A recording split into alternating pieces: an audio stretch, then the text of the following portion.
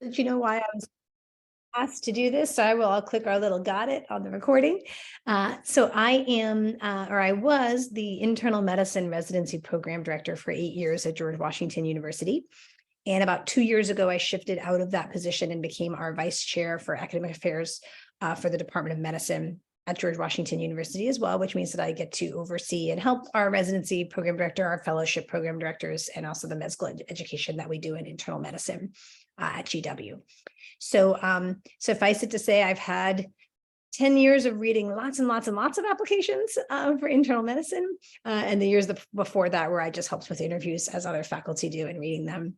I'm also now the chair of our internal medicine application advising committee at GW. So get to advise a lot of students about the application process, both folks going into internal medicine, also folks who are going into prelim for medicine for whatever they might do later. So that's kind of who I am and why this topic is of interest to me. So I would love to, since we are not in person, as Avery said, utilize the chat for a minute just to learn who is actually on this call right now, because I think that will help us to make sure we're tailoring the right kind of information. So if you can take a moment to just in the chat, maybe answer some of these questions in terms of what field you're thinking of going into, what year are you in medical school, just so I kind of know where we are in relation to applying to residency, and any kind of fears that you have or concerns that you have about applying to residency. So I'm going to stop talking for a moment so people can put some of those in, just so I can see, kind of get a temperature on where we are on this particular call.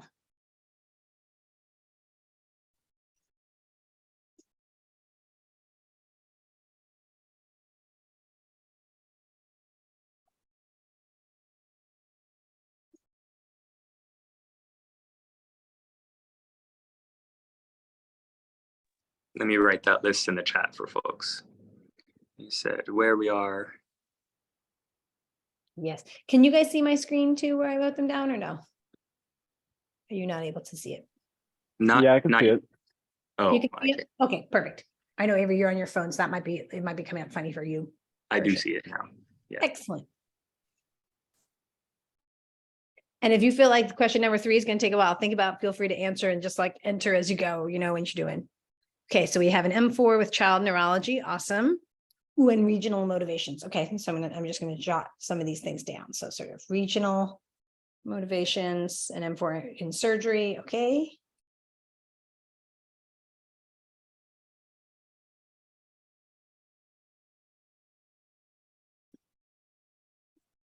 M3 internal medicine and cards. Okay.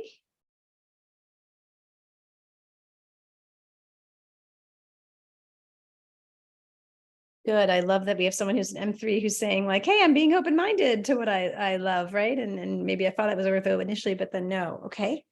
So a couple MS3s, MS2 thinking about OBGYN and what should I sort of do now? Yeah.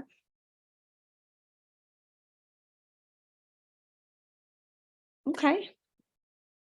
Great. If anybody has an answer yet, please feel free to put that into the chat. But it sounds like we kind of have a mix of some folks who know exactly what they want to apply in, or are at the point of applying, right now in the next few months, through people who are still trying to figure out a field, and folks who are maybe a little bit earlier and still trying to figure out even just what I will do that will end up on my application, which is great, and being competitive. Okay, perfect. So we're going to hit all of those questions, and what I find usually works best for this talk. Feel free at any point to throw a question in the chat, and I'm happy to attempt to hit those as I go. Or if there's one that I know we're going to hit soon on a slide, then I might just say hold on to that for a moment. And then at the end of all this, I'll say like, hey, who's got questions? You can raise your hand. You can unmute. We can talk about it too if you don't want to throw them in the chat. So we can sort of talk about that as we go. So I always think a really important question to think about is, what should I be doing now, right? Because really an application is just a documentation of the things that you've been doing. So it's most important to think about like, what are the things I should be doing, right? That I will then be subsequently documenting on my application. So I like to use this example, and I use it all the time for our students, right? There are things that are the icing on the cake.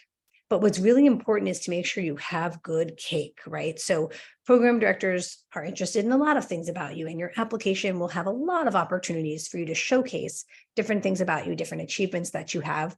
But when it really all comes down to it, the things that are the cake, right? The things that need to be there and need to be in good shape, right? are the things that you should be doing to really just work on your medical knowledge, your clinical skills. You're a medical student first and foremost. So I always tell people, you know what, the most important things you should be doing now, especially if you're on the earlier side of that spectrum, is studying, increasing your medical knowledge, improving your clinical skills, both physical exam skills and communication skills with patients, right? Really engaging with your professors. And I know that sometimes, especially now in the world of Zoom and post-COVID, sometimes people don't think about engaging with their professors as much, but these are the people who are going to write you letters of recommendation, right? So engaging with them, both because that can help to build your knowledge, you can help to earn insights from them, but also because it helps them to get to learn who you are and know you as a person. And they are the people who are going to help advocate for you in this process and write letters for you in this process. And again, take the time now to learn about the different fields that are out there and choose your field, right? So I'm very glad that we have a couple people who are like, I'm not totally sure, right? And I'm still trying to figure out what I want to do. You know, now's the time to gather as much of that information as you can to help you figure that out. So that's your cake, right? Any program director will say, well, I obviously first and foremost need someone who's got good clinical knowledge, who's got good clinical skills, who can show up to residency and begin to care for patients as an intern, right? And then there's the icing. Right. And, you know, the icing on that cake is going to be your extracurricular activities, and it's going to potentially be research activities. And, you know, I think, again, a way that I typically describe this all the time to folks who I advise is, you know, you're not in high school anymore. In high school, I think we probably all had that same approach of, I'm going to sign up for everything and I'm going to do every extracurricular so that when I apply to college, I have a laundry list of, you know, 30 extracurriculars that I'm participating in. You're an adult now, right? And people aren't looking for you to have, you know, spent every, you know, one Saturday here and one Saturday there and whatever it is. What they're looking for is for you to actually have chosen something that you actually sought depth in and that you really committed to. And maybe you had a leadership role in, or maybe this is something you've done for 2 whole years, or something that you really, you really got into that. You really sort of bit into that, and it became a part of your identity, your career, your development, and what you're doing. So, I am very excited for those of you who have not heard yet, the application, which is called ERAS for people who are earlier on. The ERAS application actually starting this year is limiting you to only be able to enter up to 10 activities. And that includes research and extracurricular activities. I'm very excited about that change because I think it hopefully will demonstrate to students we're not looking for a number of activities, we're looking for depth of engagement in those activities. And so we wouldn't want to see more than 10, right? We want to see the ones that truly are meaningful to you. And that may be anything, right? If what's meaningful to you is service, then they're community service. If what's meaningful to you is, you know, being a tutor or a mentor or teaching other people, then that's it, right? If what's meaningful to you is your work on a DEI committee, then that's it, right? And seek leadership in that.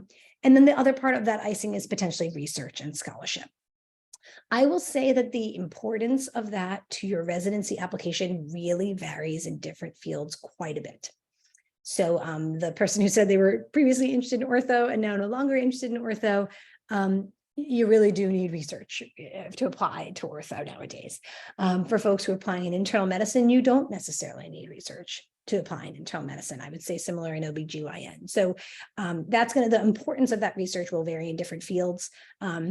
But it is an opportunity for you to demonstrate that you understand the principles of scholarship, right? And I would say that's asking a thoughtful research question, knowing what it means to sort of hypothesize an answer to that, to gather data on that question, to analyze that data, perhaps even to get to the point of publishing that data. This does not mean it was your personal research question and you came up with it yourself, right? Most typically, this is not what happens for a med student. You join someone else's research group. But basically, the farther down that research path you get, it just demonstrates your experience with different steps of that process. And the reason I say that is sometimes people will say, but I don't have any publications. And I will say, well, that's okay. If you have gotten that research from point A to point, T, and you just didn't get it all the way to Z yet, you can speak to the steps that you took from A to T and the skills that you learned on that. Last comment that I will make just explicitly about research is a transferable skill. So it does not necessarily have to be in the field you're applying to.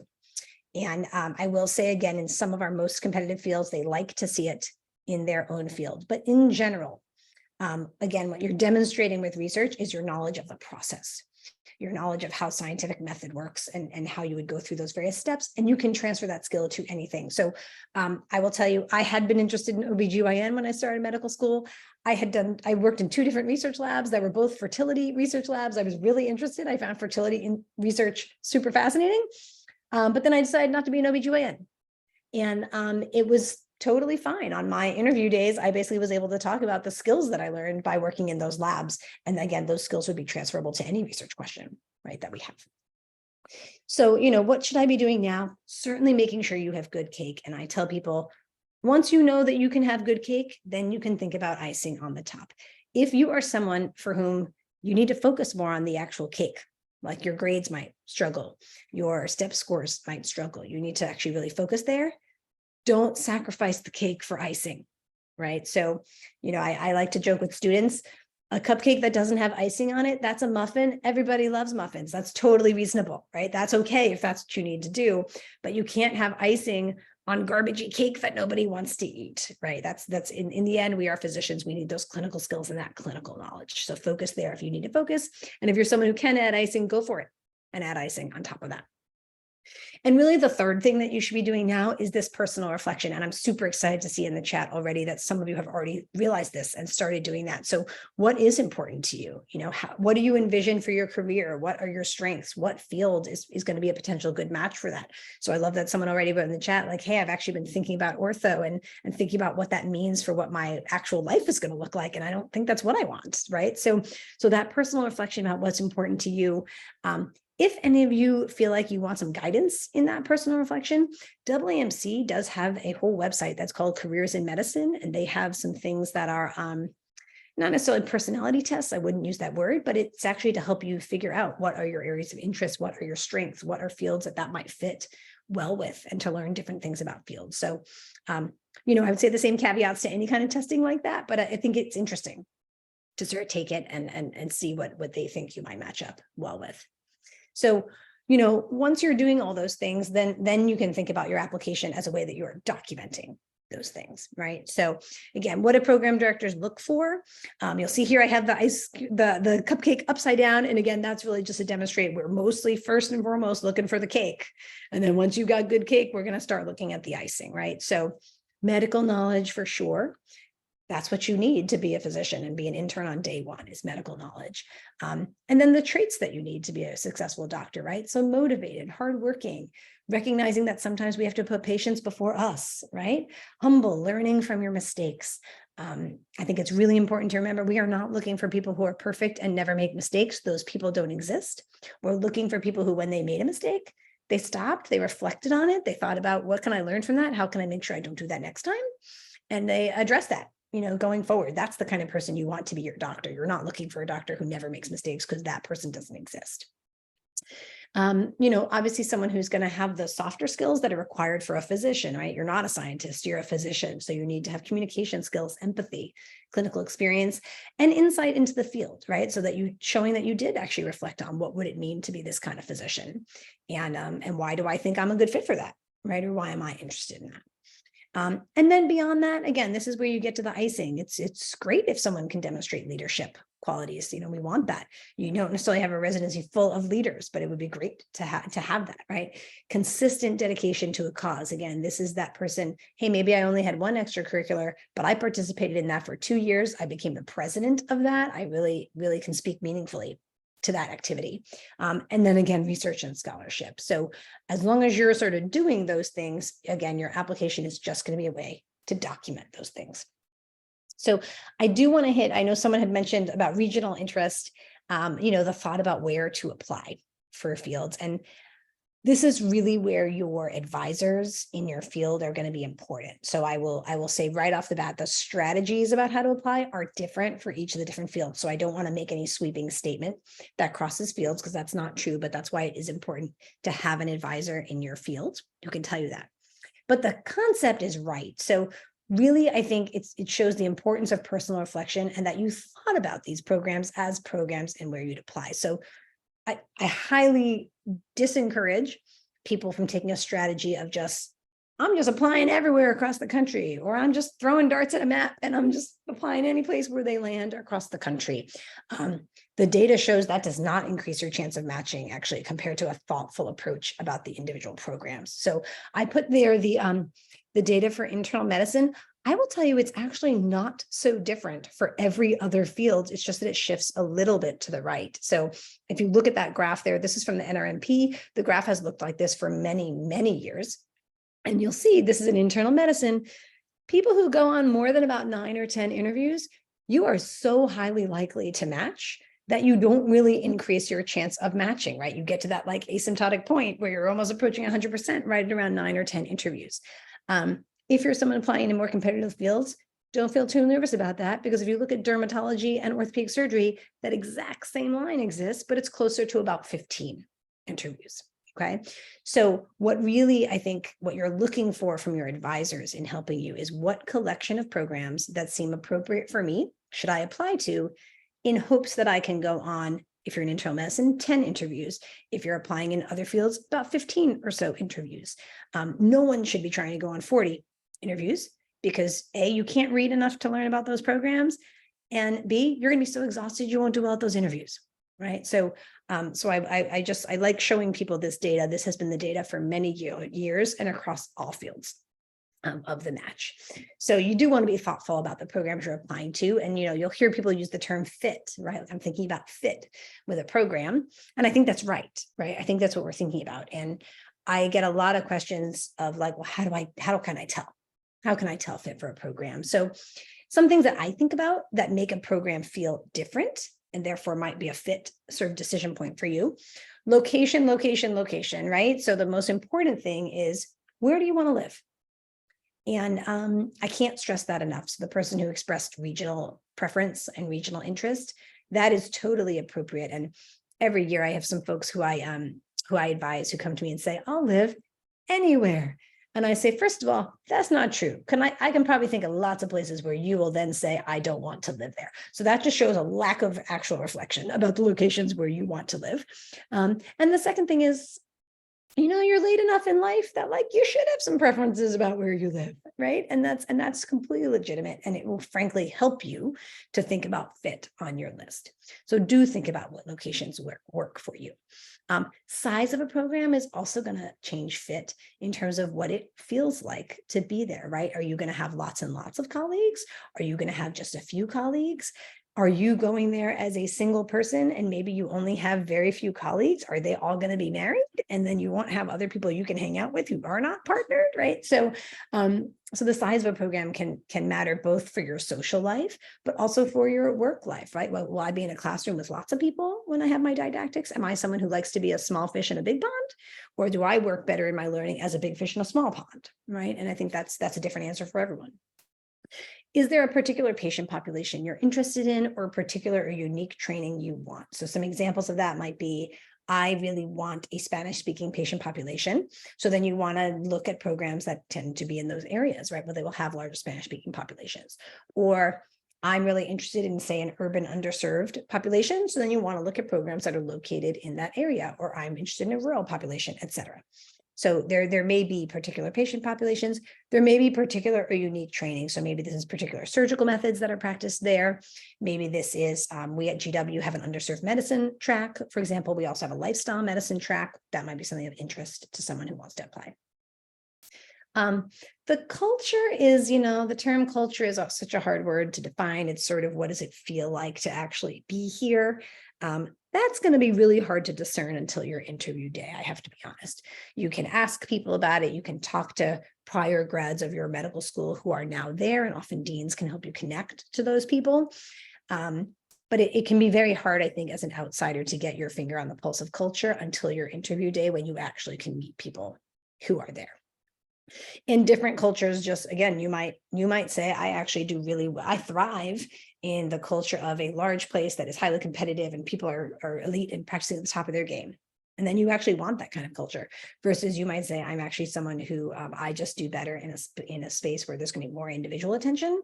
It's a smaller program. Things are maybe happening at a slower pace, et cetera. There's no right answer to that, but you just want to make sure you're in the right place for you and your own learning.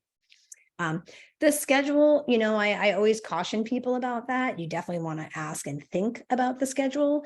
I do not recommend that you think about picking your residency program based on, well, this one has 20 days of vacation and that one only has 18. That is not going to affect the day-to-day feeling of what it feels like to be a resident there. But there are some schedule things that might. So for example, there are still some programs that do like 24-hour overnight shifts. And there are some people who just know that my body cannot physically do that.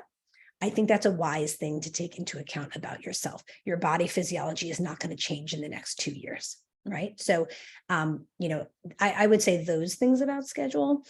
If you know that's not something you can do, and this program actually does all of their ward rotations that way, that's going to be very challenging for you to learn in that environment. You'll never find a program that has no overnight shifts. So I don't mean that across the board of everything about the schedule, but again, small things. I don't think it's worth you thinking about, oh, this one has a 12-hour shift and that one has an 11. It's not going to feel different day to day, but some physiologic things might, or, say you might be long distance from people you want to visit. Are you ever going to get golden weekends? So you can have 2 days in a row, which you might need to travel, versus maybe this is a program that you get 1 day off per week, and that's actually not going to allow you to travel to see your loved one.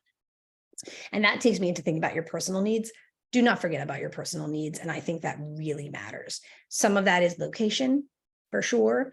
But it's not, don't feel shy about this point in your life. If you have a partner who you feel that you want to think about in this question, that is 100% legit. You're far enough along in your career that thinking about a partner, you should be thinking about a partner, right? So, or if you have a family member who you just really want to be close to, or a family member who's ill and you need to be able to visit or anything like that, think about that, weigh that, that's important. And think about that in practical ways. So I sometimes have advisees who will say things like, my partner lives in this location, or my family lives in this location, and that's 38 miles from here, but 42 miles from here. Don't think about distance as the crow flies, because you are not a crow. You need to think about distance as you would physically get there, right? So I often tell people, if you have family or a partner who you want to visit as often as you can, you need to think about what flights exist that go from this city to that city.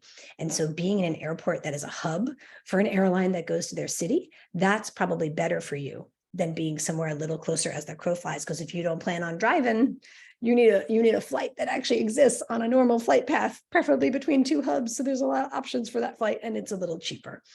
So that I'll sort of end about that, about personal needs, but I'm happy to answer any questions about that, because I think that comes up a lot for folks, is how to address personal needs. And so, how can you learn some of this information? So definitely review the program website for sure. The AMA has a site called Frida. I'm certain that the MS4s on the call already know about Frida. The MS3s and 2s start learning about it now. So Frida should be considered your go-to site to be able to just filter by location, filter by this, filter by that, and see the programs in a field.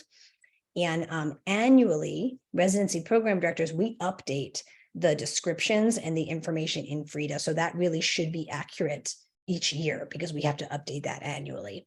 And I wrote here, pay attention to the order people write things in. So I often have students who say, well, I don't know how to figure out fit, because every program says what's important to us is patient care, service, and scholarship.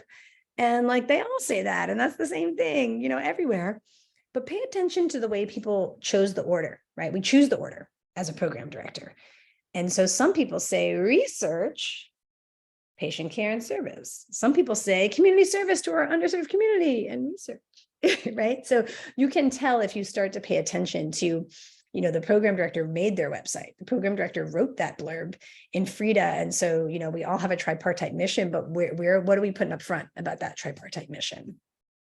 I actually used to, when I was the program director at GW, I actually wrote a sentence in Frida that said, if you don't want to care for homeless patients, we are a bad fit for you, because we see a lot of homeless patients at GW.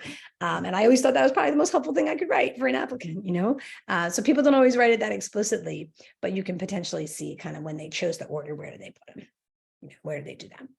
So, you've done the things that you need to do, right, to build up your cake and build up your icing. And you've thought about, where might I want to apply? What field am I applying in? Now, how do I really document that? in my application, right? So ERAS, for those of you who are a little bit earlier in the pathway, ERAS is the name of the universal application that you'll use to apply for residency. And what's in it is a mix of what you probably expect is in it. So your med school transcript, your USMLE score, which now is just a step 2 score, but your step 1, whether it's pass or fail, will be in there too. MSPE, which this is what people refer to as the dean's letter. So it's a med student performance evaluation letter, but it is a sort of templated standard letter that will happen across your school. So that's the kind of stuff that comes from people who are not you, from your school or from the USMLE. Then your own CV, this is where you're going to list your activities, your research, awards, things like that. You are limited, as I said, to 10 activities. Among those 10, they actually allow you to pick 3 that you can say a little more about. So you can sort of say a little blurb, like 1 or 2 bullet points about those 10. You can then pick 3 that you actually want to go a little more in depth on. It's just a little more in depth. It's like, longer than a tweet, shorter than a paragraph, I'd say, right? So it's a little bit more in depth. And then they actually also let you choose 1 activity if you want, which is an especially meaningful activity for you.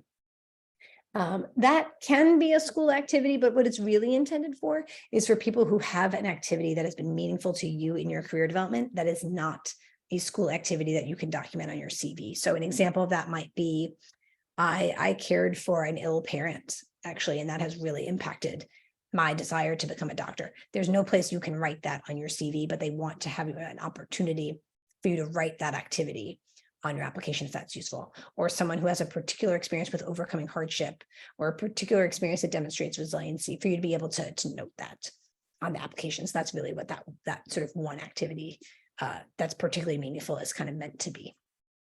You're going to write a personal statement that's similar to the essays that you've written for everything else you've applied to so far. And it really can't be more than a page. So a page or less, and less is fine. And then you're going to have your letters of recommendation. So you are usually, for your field, required to have 3 and can have a 4th. That's typically the way most fields phrase that. But again, your advisors will tell you for your personal field. And you may need 1 department letter. That's pretty common. So most fields, I would say at this point, most fields will have some form of a standardized department letter that they will say one of your letters of rec has to be that letter. And the way that those are done and standardized is a little bit different in each field. So that's the kind of, written part of what your paper application is going to look like when you apply. I always tell people you can't change the reputation of your school, right? So the name of your school is on your application, and that is one thing you have no control over, but everything else on that list is up to you. Right. And you have control over that. So that's why I said now is when you should be thinking about the cake, right? Think about if you can add icing to that cake. And do certainly get an advisor who's in your field, preferably someone who's active in the residency program. So sometimes students make the mistake of asking an advisor who's just someone who they like or someone who they know. Those people are fine, but if they're not really currently active or up to date with residency programs, they may not know what the current lay of the land looks like. So for example, the fact that ARAS now is limiting you to only 10 activities, or what are signals and how do I use my signals, or things like that. So you could also have advisors who are not involved, but I would certainly think to get an advisor who is in your field, who is someone who's up to date with knowledge about the residency program, who can help with that. And then if you do have any red flags, and sometimes people ask me, like, what's a red flag? A red flag would be, I failed step 1 the first time, or I failed step 2, or I maybe failed a course my first year and I sort of conditional passed it, and I sort of passed it again on the second time that I took the test. Things like that. If you have something that is a true red flag, definitely bring this to your advisor and talk about strategy for that. These do not have to be game, ruiners for people. It doesn't mean that you can't apply in fields, but you do need to address it and address it in your personal statement. So this is where I usually tell people, again, we're not looking for perfect humans, but we need to look for humans who learn from their mistakes, right? And demonstrate that they've reflected on them and realized what it was that caused that to happen, and have therefore changed something about their approach that shouldn't make that happen again, right? So do address it in your personal statement. Sometimes I think people hope, oh, if I just kind of don't highlight it, maybe the program director won't see it. We are highly skilled at reading applications. We read thousands of applications. I'll tell you, at GW, in the internal medicine program, we get about 5,200 applications every year. And as the program director for 8 years, as I said, I have read many, many, many applications in the thousands. I'm really good at reading applications. We will find your red flag. So don't think that you can hide it. But if you address it, the very first thing we do when we see a red flag is we flip to the personal statement and we say, what did they say about that? And is there a justification? Someone has a failed step 1 the first time, passed it the second time, you flip to the personal statement and you realize, oh my goodness, their mom was diagnosed with terminal cancer 2 days before they took step 1, and they didn't realize they should have canceled that test, right? And they took it and failed. And then they, reapproached it, took it 3 months later and passed. So address them when they're there. And then, again, in your ARIS application, what part of this is thinking about, well, where do I want to send it, right? Sometimes people get I think overboard with the fact that it's one universal application and you could just click and send it everywhere, although that gets expensive. Again, don't throw darts at it, really think about it. So that AMA Frida website that I previously mentioned is a great place to do it. Then looking at program websites. So again, see what they think is their fit. See what they think is their strong suit, right? What does that look like when you're there? And then you can consider, AMA has something called Residency Explorer. You guys probably have heard about this. I would certainly use it, but I would use it with caution. And the reason I say that is what that is, for those of you who haven't used it yet, it is a database of people who have interviewed at or matched at different programs and what are some features of their application. The upside is I think it's helpful. It can give you things like average board scores and that kind of thing. The downside is because of the way it works as a database, they can only pull numerical values. They can't pull quality. So they might say things like the average person had 3 research experiences. That's not the most helpful information for you because, again, it's about the depth of the experience and not the number. So I would use it as a tool, but I would certainly use it with caution because you haven't read the rest of that application. So someone having 1 research experience that's really deep and meaningful and has gotten all the way to publication, et cetera, is going to mean more than someone who's got 4 that are more shallow than that. So use it with caution. It's just a remnant of the way that it's made, that all they can sort of do is numbers for people.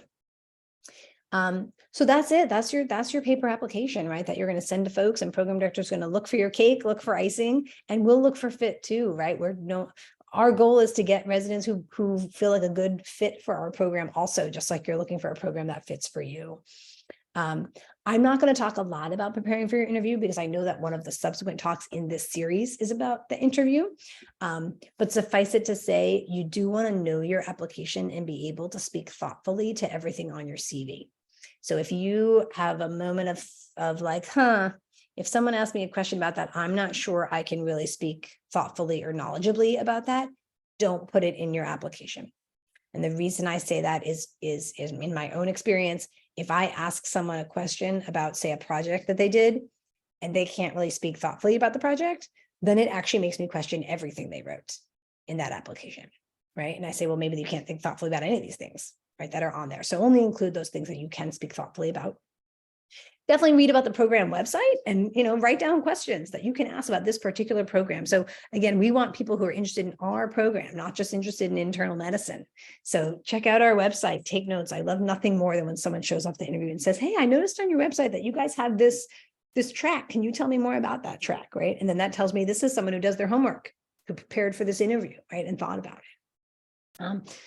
The obvious things: professional dress, be in a quiet place.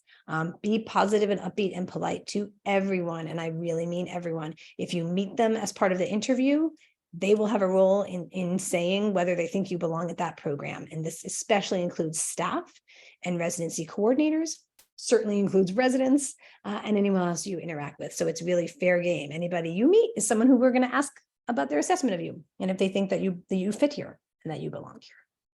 So I know that there is going to be a subsequent talk in this series, one about interviews and preparing for that, and one about personal statements and how to write those. So I didn't put detailed information about that, but I'm happy to answer questions if people have brief questions about that. But otherwise, I'm going to stop there, and I would love to just make this open to questions for what kind of questions people may have that I can answer.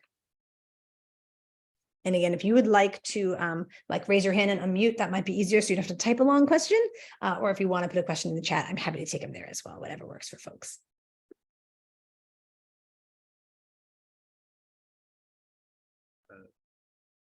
Hi, thank you for that amazing talk. That was extremely helpful. I had one question about about one of the aspects of the ERAS application, the impactful experience section. Yep. The wording, the prompt for that is saying that it may be applicable to some people, but not all people. Could you give just a general overview of like where that of what guidelines we can use to determine whether that is appropriate for us to fill out?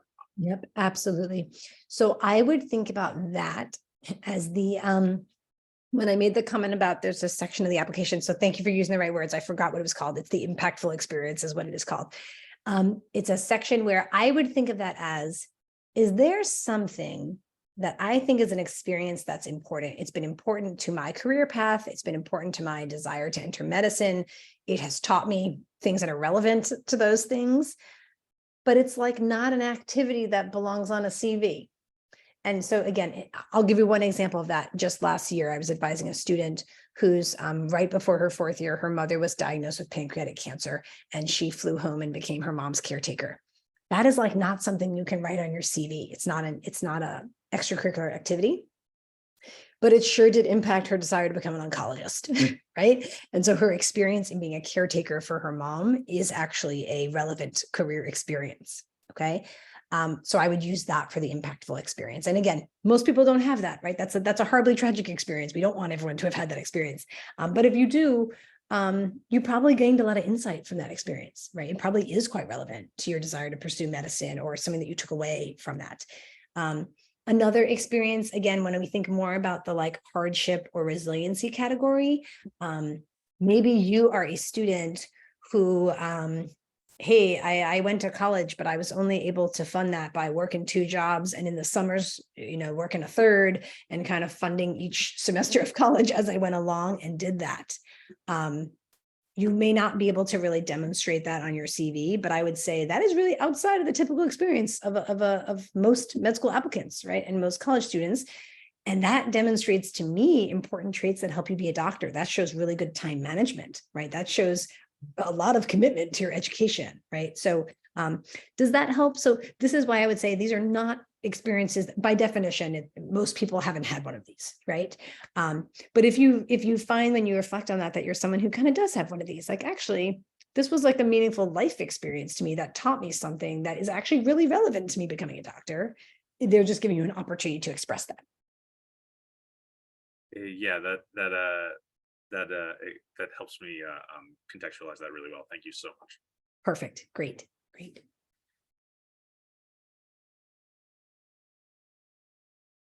Hi, Dr. Catalanotti. Hi there. That right? Yes, you're going to be a doctor Great. in the future also, because people be confused by your last name just like they are with mine. I get it all the time. The C is silent. That's all I'll say. Gotcha. But my question is kind of related to a question I sort of had in the chat. For those of us who are interested in applying to fellowships after residency, so for example, I'm interested in cardiology after internal medicine. I was wondering kind of what your thought process is related to that and the sort of things that we should be thinking about, because obviously where you go to internal or just any sort of residency will greatly impact your options for fellowship and all those sorts of things. So I'd love to hear some of your thoughts on that. Fantastic question. And that crosses fields too, right? That's not just internal medicine at all. So I think you are right. And I see that you wrote in the chat about sort of how can I view that whole picture from residency through my end of my training. It is very true. So if you picture right now, when you're applying to residency, the sort of names and presumed experiences that go with you as part of your application is like the name of your med school, maybe the name of your college, right? Because that's kind of, oh, hey, this person's at Georgetown. I know a little bit about Georgetown Med School and where that is. When you apply to fellowship, now the new name that you take along with you is your residency, right? So then it's kind of like, well, where's their residency training been? Where was their med school before that, right? In the sense of people just trying to get again, right or wrong and potentially biased, but view about like what was the training experience, the patient population, et cetera, that this person has worked with up until they get here. So you're absolutely right that for people who are considering applying in fellowship, I would think about your decision for where to do residency as inclusive of that is then going to be the thing that has to launch me to fellowship. Okay, does that make sense? So, how does that come into play? For most fellowships, and this is not 100% of them, but it is most, you have to do some kind of more in-depth training or more in-depth scholarship in that field to then demonstrate that on your fellowship application. I will let you guys into the not secret, which is that the ARS for fellowships looks exactly like the ARS for residency. There's not a darn thing different about it. It's exactly the same ARS application. And the only difference is now you have a new personal statement and new letters of rec that are on there. Your med school transcript is still on there. Your USMLE scores are still on there. You don't have a dean's letter, but your residency program director will write you some equivalent of that.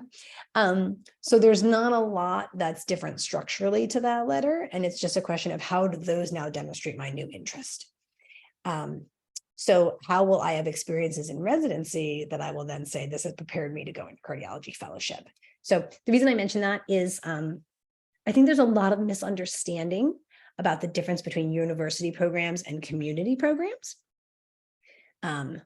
Really, what you should be thinking about is this a program where I'm going to get strong clinical training? And that can be true at both university and community programs. You want to make sure that you have a fairly large hospital where I'm going to get to see lots of different kind of patients who have lots of different kind of medical problems. And preferably when they get really sick here, they don't transfer out.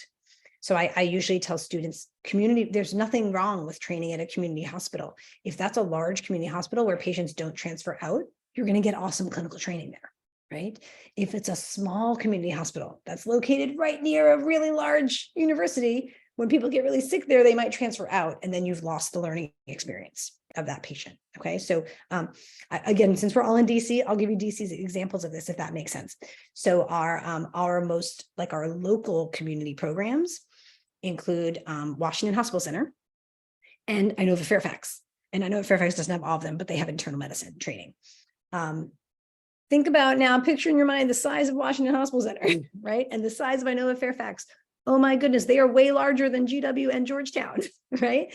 When patients get really sick at Inova Fairfax, they don't get transferred to GW or Georgetown, they stay at Inova Fairfax. Same with Washington Hospital Center, right? When they get sick there, they stay there. You're going to get really great clinical training in both of those programs, but they are technically not considered university programs because they're not at the site of a medical school. So then your next question is, okay, I'm going to get great clinical training. Do they have like fellowships there? Do they have faculty who are doing the kind of more in-depth clinical or scholarly work that I need to do to get that fellowship? So again, university programs are probably going to have lots of fellowships because that's just the nature of what we do. Community programs may or may not. Inova Fairfax has a HEMONC fellowship, has a cardiology fellowship, for example. So you're going to find faculty there who are doing more in-depth work, and you can work with them to then launch that into your application. Washington Hospital Center, again, outstanding cardiology happening there. You could certainly go there and get great training in cardiology that will then launch you to your cardiology application. So, so I think you're absolutely right, Evan, to think about this as my residency is the place that's going to prepare me for my fellowship. And I need to be surrounded by clinicians, researchers, et cetera, who actually work in that area so they can help launch me to that. Does that help? Yeah, absolutely. I really appreciate that in-depth answer to kind of consider the whole picture. So thank you. Great. I will say for any of you who want to be generalists, so I'm a generalist. I don't think I said that initially. I'm in internal medicine, but I'm actually a primary care doctor. I'm a generalist. For people who know they don't want to do fellowship, and that would have been me if I met you when I started residency, I was like, I am here to do primary care. I'm not doing fellowship. That sort of makes that separate second bucket a little less important for you, right? Like you want to be somewhere that has really strong clinical training because you want to be a clinician. But if you are not someone who is trying to make a fellowship application next, then you don't necessarily have to weigh that as highly. If you want to go into academic medicine or academic, research, then you still need those same features of the program, even if you're not trying to do a fellowship. Yeah. I'm doing a scroll through the chat on prior questions, but obviously if folks have other ones, please continue to unmute or put them in here.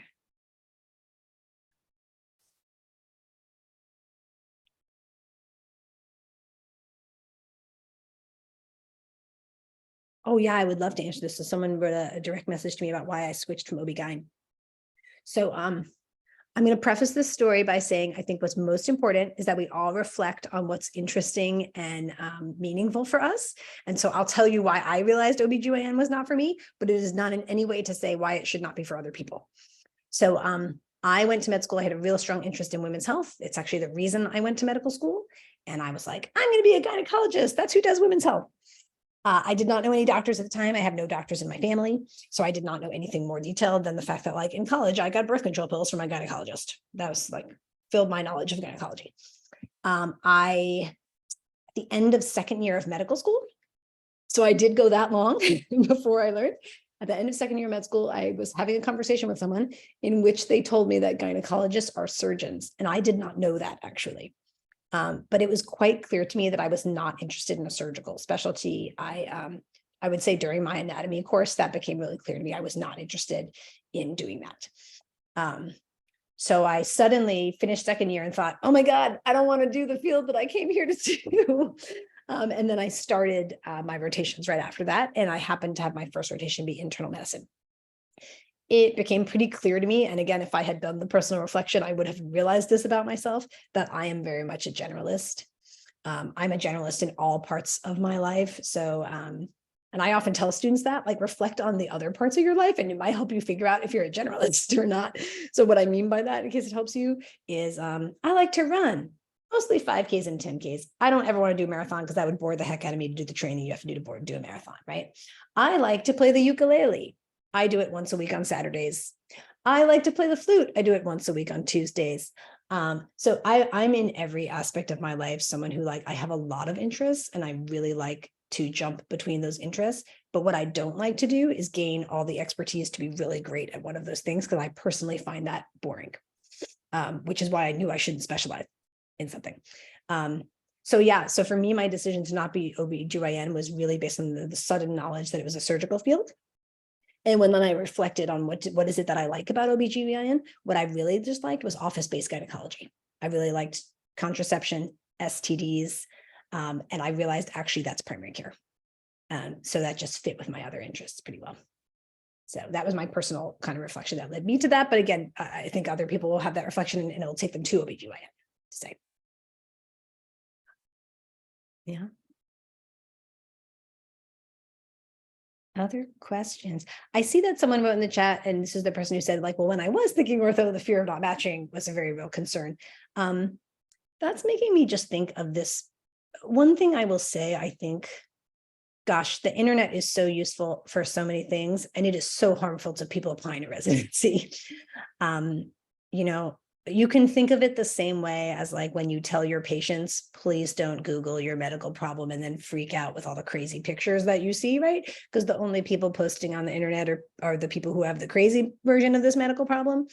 It is really easy to get your anxiety revved up to a place where it is not accurate to be by looking at what is currently available on websites of students giving other students advice about applying. And I will say part of that is because I actually don't know. I see that we have several people here from Georgetown. I don't know if we have anyone on this call who is an international medical graduate. Your strategy is different in a lot of ways. If you're an international medical graduate, that is a much more competitive process to find a slot. But US medical graduates are in a very different, just a different category. And so what I find when I, as a program director, I'll periodically check out those sites because I'm just curious of what people are writing and saying. It's pretty easy for me to identify oh, this person had this experience because they must be an international medical graduate. And I just know that. I can just read it and say oh yeah, that's not going to apply to a typical student from Georgetown, but you don't know that, right? And the people posting, they don't give you their whole background and experience for you to even know how that would be weighed. So I will say to the person who had fear of not matching, again, lean on your advisors. What we are really here for, first and foremost, is to be people who have some knowledge of how have our students matched before. Someone who had a paper application like you, where did they get interviews, right? And to put that in context for you, because we can be the ones who help you to figure out what is a reach, what is a safety, what is kind of in that middle level, and help you to do that. But the online, it can be very challenging because a lot of people who post, they are not at all in the same position. as a US medical graduate in the reputable schools that exist here in DC.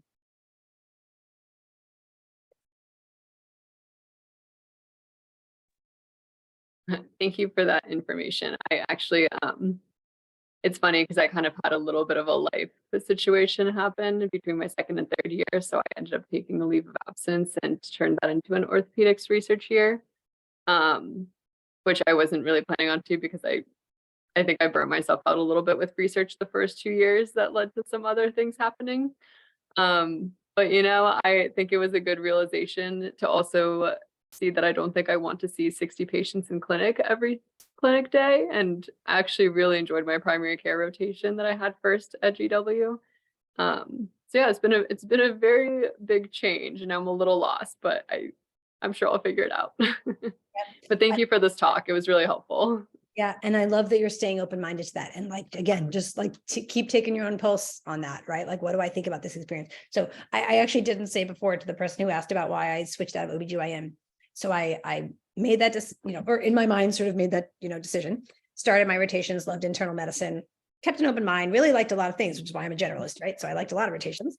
And then for me, the things that were like the hammer in the coffin for OBGYN, I got to my OBGYN rotation and I knew that as part of that rotation, every student gets a presentation that you give. And it was like a presentation on the GYN topic of your choice. And I was like, so excited. I was like, oh my God, I'm going to do like STDs and adolescents. And I was like already thinking about how amazing this was going to be because I love the topic. And then I got there and the chief resident, turns out they assigned topics. You couldn't pick your own. And the chief resident assigned me to look into whether one type of suture versus another type of suture was more likely to have wound dehiscence. And I was like, oh my God, this isn't my field. I was like, I can't think of anything I cared less about than whether one type of suture than another type has wound dehiscence. This is not what I want to do. So it again, just solidified for me that it was in fact a surgical field. And that was not what I was thinking about. And to the lifestyle comment that someone made, I also then recall the day that I was on my overnight call for OB, and I got paged for a delivery and I went down the hall, and as walking down the hall, my attending came out of her call room, and I thought, oh, wow, I'm really glad there are physicians who are willing to sleep in the hospital overnight. And I don't think I'm one of them. I was like, I am willing to work super hard. I'm willing to work lots of hours. I would like to sleep in bed next to my husband each and every night. And I didn't realize until the moment that I saw someone having that experience that was actually something important to me. I don't think I would have even thought that was something important to me until I witnessed it and thought, oh my goodness, no, I want to sleep in my own bed every night. And then that became something that I thought about when I thought about different fields. I had I don't know if we still have time, but I had one last question. So you mentioned our advisors being great resources. What would you say about reaching out to current residents at programs that we're interested in, or even program directors, reaching out to them, and not specifically asking about like our CV or anything like that, but asking about the programs and just asking questions even before ERAS is sent out? Yeah, great question. Reaching out to residents at a program, I think, is not a bad idea or thing to do, especially if there's some reason for you to think that resident is someone who'll be particularly honest with you. And that might, for example, be someone who graduated from your med school last year, right? That can be a great person to reach out to. Because again, like, it's hard to learn the kind of inner workings of like day to day. What does it actually feel like to work here? What are your colleagues like? What are the nurses like, right? To get that kind of culture question, you really need to sort of suss that out by gathering that information from someone who is currently there. So I think the most useful thing about reaching out to a resident who's currently in a program is that they can help you answer that question. Again, especially if it's someone who has some reason to like be quite honest with you about that answer. And so often people who graduated from your med school, that can be really helpful. And they'll even be able to give you some parallels. That's the other place where I think it's helpful if they happen to be from your med school, because they can say things like, oh, remember this attending that we had? A lot of people are like that person, right? Like they can sort of give you some markers or balances that maybe you have flags for that already and know what they are. In terms of like changing your ability to match at a program, I'm not sure that happens so much in terms of the residents. And I will say as a program director, again, I had 5,200 applications. And so if someone had personal knowledge of an applicant, and someone meaning a resident had personal knowledge of an applicant and had a reason to come to me and say like, hey, I'm not just saying this because this is my good friend or a person I think is nice or cute or I play basketball with or whatever, right? I actually worked with this person and they're pretty stellar for this reason. That actually was helpful to me because again, I'm just looking for reasons to think that someone truly wants to be here. So I think reaching out to people at the program could be helpful if it's someone who like actually can speak to you as a person and put in a good word for you. If you have a partner somewhere, like don't be shy about that. We are, everyone wants residents who are happy. Happy residents are better residents. So, oh my goodness, every year this would happen to me. There would be like some resident who would tell me right up front, like, hey, my partner is so-and-so who is currently applying for the residency program. And I know that you can't necessarily interview them, but I just wanted you to know that as you read their application. And that was super helpful for me because I would certainly read that application, right? I would make sure I'm not filtering that out and I would read it.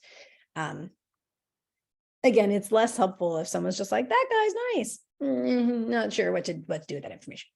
And I guess last thing I'll say, you mentioned the program director. I don't know that reaching out to a program director is so helpful for you.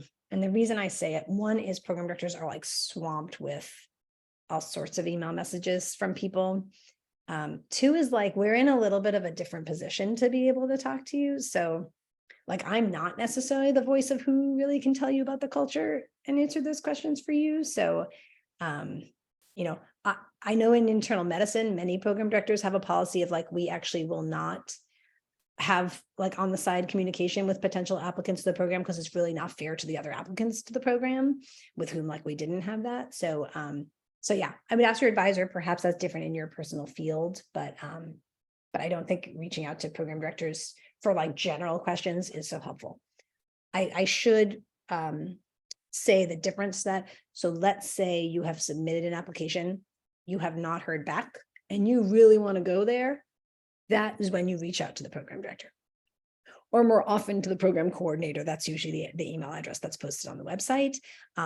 That is not a bad reach out. That is a like, hey, totally respecting your process and don't mean to step on toes of that. Haven't heard back from your program yet. And I just wanted to express my really very true interest and desire in training at your program. And if there's anything else that any other information that I can give you that would help with your assessment of my application, would love to do that.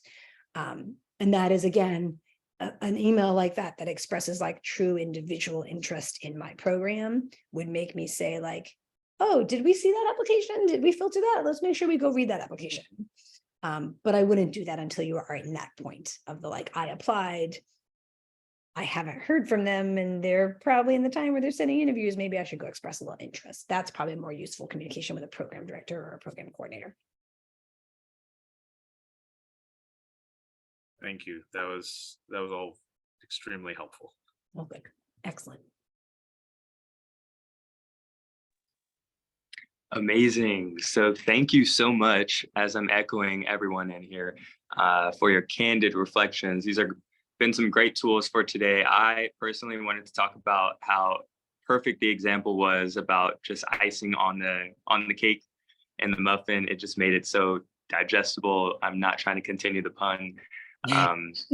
But it really gets at the point of like a holistic review and what the meat and bones are and what the substance really starts with and how to expand from there. So thank you so much. And thank you everyone who came today. This is a recording, so we'll be able to share this with those who aren't able to attend that expressed interest. And just want to invite you all to come to our next session, our step 2 of the residency online series. And feel free to tell a friend, spread the word.